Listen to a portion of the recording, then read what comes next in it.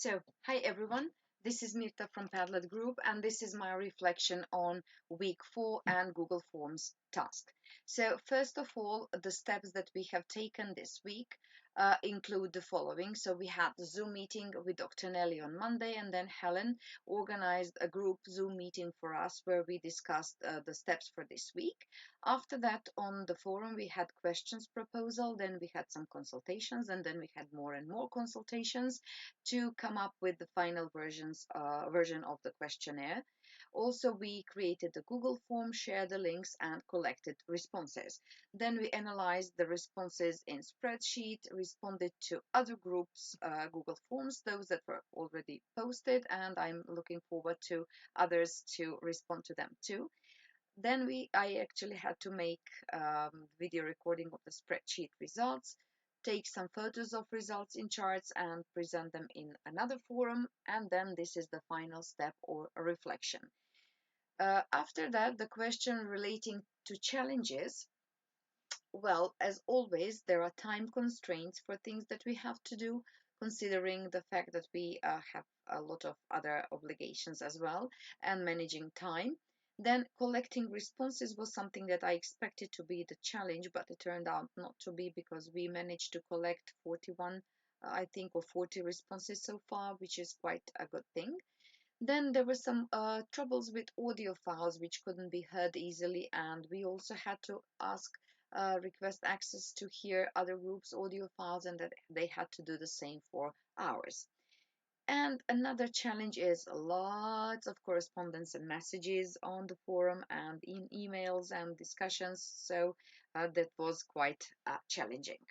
And all the emails that come into my inbox. Challenges that we expect students to face and how to deal with them. So one of the greatest challenges would, I guess, be selection of good questions. So if you select a good question, you can rely on the fact that you will need fewer questions, because if you have too many of them, people lose interest in responding to them. But if you choose them and select them well and create them well in advance, then it wouldn't be a problem to collect good feedback and also not to tire your respondents too much. Also, creating links to the form would be challenging as we have seen, especially if students are working with Google Forms for the first time. Then interpreting results could be also a problem. So whether to download them as a spreadsheet or whether to interpret them as graphs, how to do that. If we ask students to interpret them in graphs, then I think it might be a bit more challenging because for some reason students find that difficult. For me personally, this is much easier than looking through the spreadsheet. Also, dealing with challenges, that's one thing, for example, that is a bit difficult because, as always, we should be there at their disposal for questions. In this course, as teachers, we talk to each other, try to answer each other's questions, but I'm afraid that students do not do the same thing. So they are not willing to really work too much on finding their own answers. They are not going to go through to YouTube to look for video tutorials, but they would say, okay, I can't do it, I'll ask the teacher. So teacher would be the one who actually solves the problems for them. I know this is not a good way, but at this situation, I really have no heart telling them you're on your own. Maybe I would do that at school because they could talk to other students more. But since we are online with the majority of students now, this is one of the options that we have to just live with.